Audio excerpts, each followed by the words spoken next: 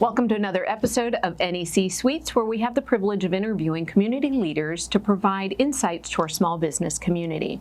Today, I've got the privilege of interviewing Dr. Kathleen Plinske, who's the president of Valencia College. Thank you, Kathleen, for joining us, Dr. Plinske. No, Kathleen, thanks for the invitation. So we approach our NEC-Suites a little differently than traditional interviews where we're sitting on a couch and just going back and forth with questions. We like to have the audience get to know you a little better, and we're doing a hobby or an activity that you enjoy. In your case, you had mentioned that you are a lifelong learner, and that's a little harder to do in the form of a craft or a hobby. So when I think of academia, I think of school supplies, and something that I thought might be fun as part of your lifelong learning is to have a little sparkle in the tools that you use to learn or jot down notes, etc. So today we are going to, and I'm going to call it Bedazzle, an ink pen, which is all the rage on Etsy. All right. I will note. So we're going to turn this into something that looks like this, and maybe not the stripes because that takes a little more time. That looks really complicated. But we are going to have fun with doing these. So I'm going to ask you first the question, why are you so passionate about learning?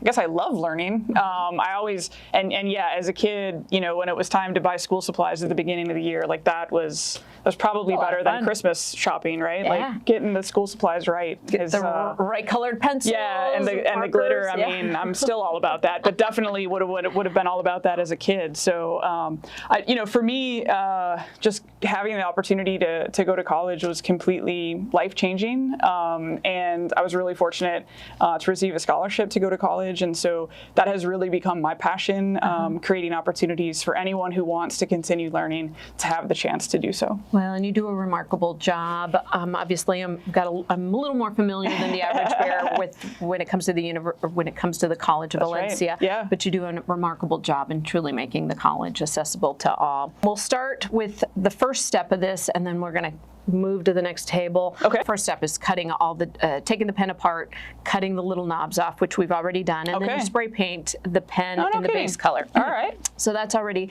done because doing that in a studio is probably not a good idea. Yep.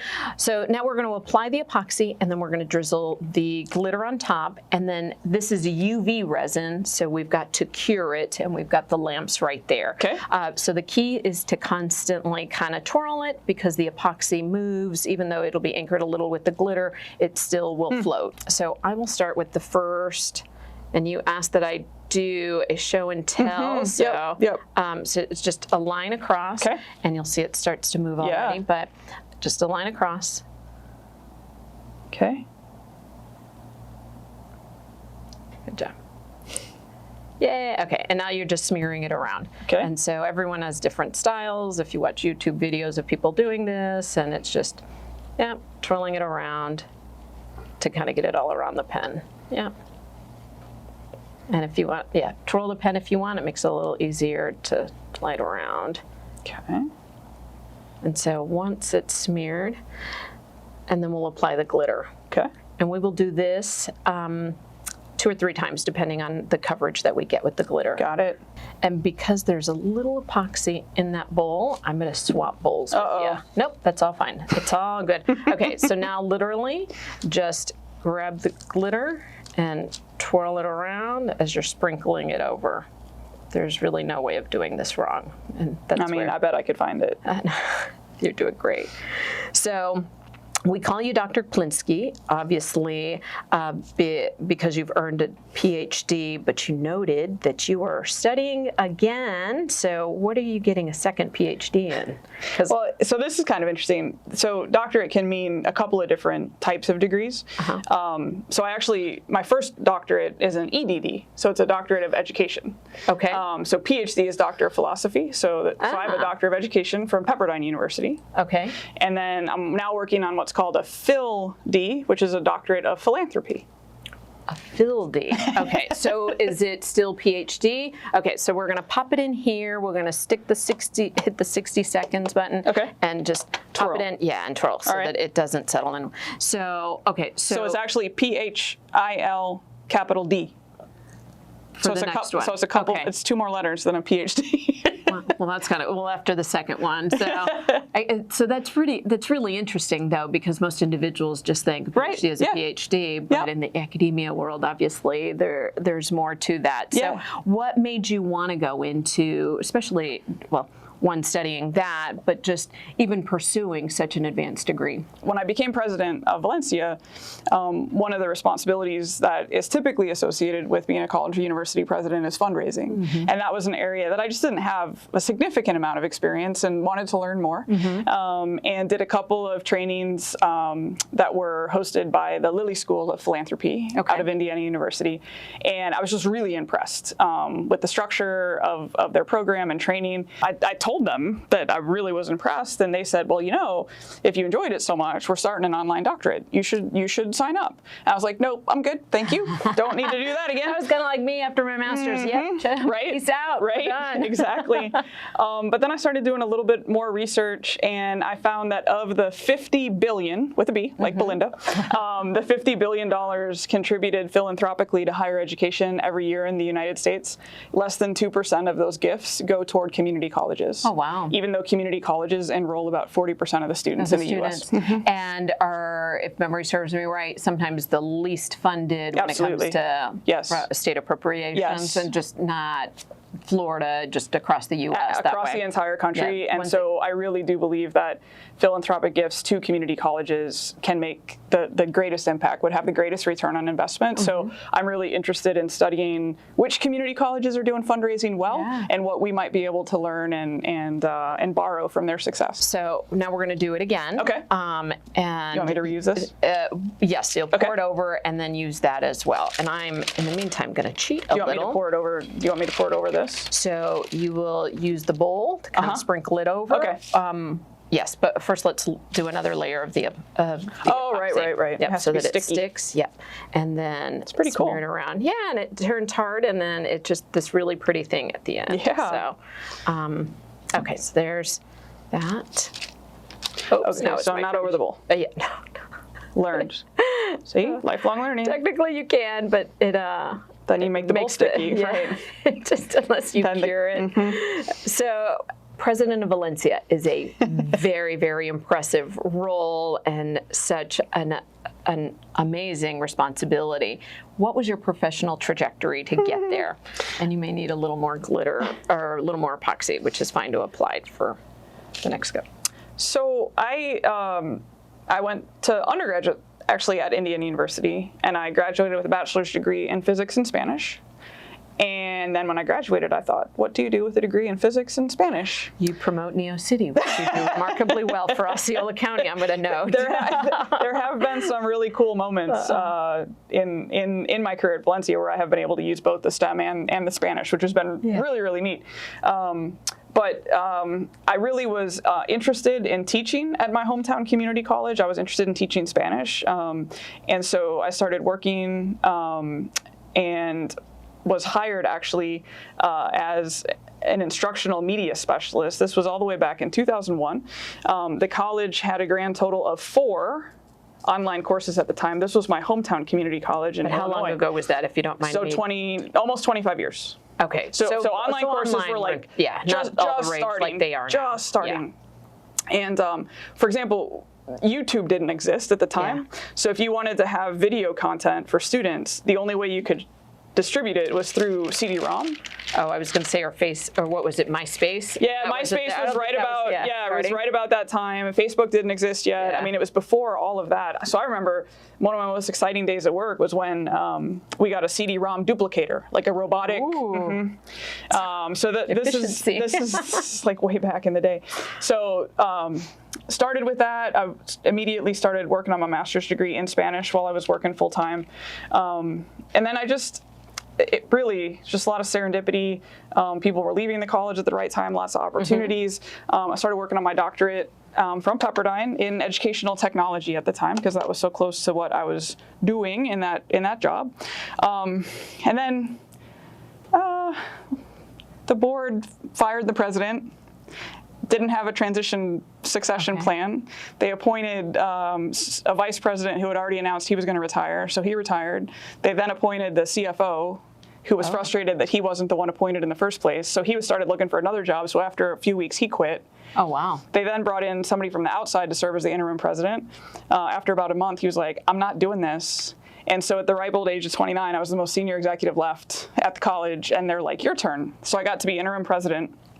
And I just remember thinking, I remember you said yes. I did. I felt just a deep sense of commitment and love for my college, and I just wanted to do whatever they needed me to do.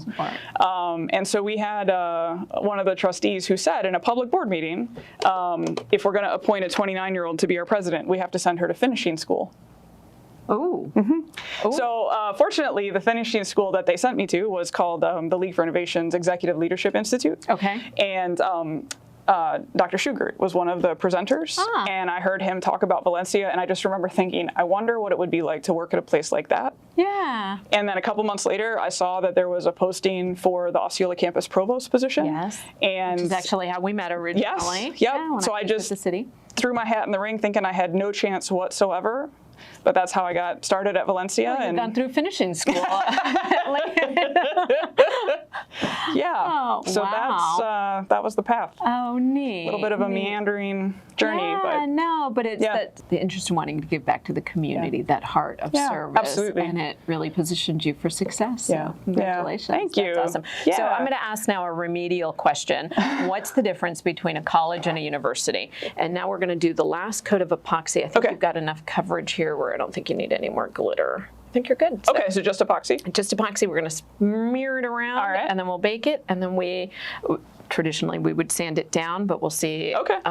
Yeah. Cool. Last coat, and then keep twirling it so that it's, and this one could be a little thicker of a coat. So college and university, typically, traditionally, not always the case, but typically, a university would refer to an institution that offers both undergraduate and graduate programs, and typically college refers to an institution that only has undergraduate programs. So usually you wouldn't find graduate programs at a college. Okay.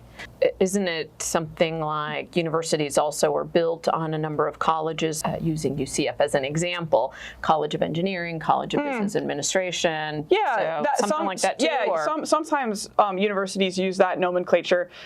Similar at Valencia. Nomenclature, I like that. At Valencia, we have, it's Valencia College, and then we have schools. So a school of business, a school of nursing and allied health. So, so you just kind of do the same. Yeah. Just a little different. Everybody's got their little different flair. So you have a population of 70,000 students at the university, and you've got a lot of faculty. How do you keep your employees motivated and enthused to go to work every day and face young people? I have little people in my home, and there are days that I want to get out of bed, but how do you keep your team motivated? I think by and large, our students serve as such an inspiration for so many of our faculty and staff. So our students are just interested in a brighter future for themselves and for their families, and oftentimes they have to overcome really significant obstacles even to pursue a degree or a certificate. About 85% of our students are working at the same time that they're in college. Many are balancing family responsibilities in addition to going to school. In fact, I've actually asked the college to stop calling our degree a 2-year degree. Because so few of our students finish in 2 years. Not because they're doing anything wrong. It's just because they're doing everything else at the same time that they're in school. We had a student actually, I met, it took her 16 years to finish her associate degree. But she did it. She did it. She did it. And what an incredible story of resilience and perseverance and just tenacity. That's it. Yeah. That's it. So our students are really just an incredible inspiration and motivation. And then I think we all know that we're making a difference, whether it's directly for the students and for their families, but then also for the local business community and recruiting new business and really investing in the economy of the future. We're just excited to play an important role in Central Florida. The school does a remarkable job.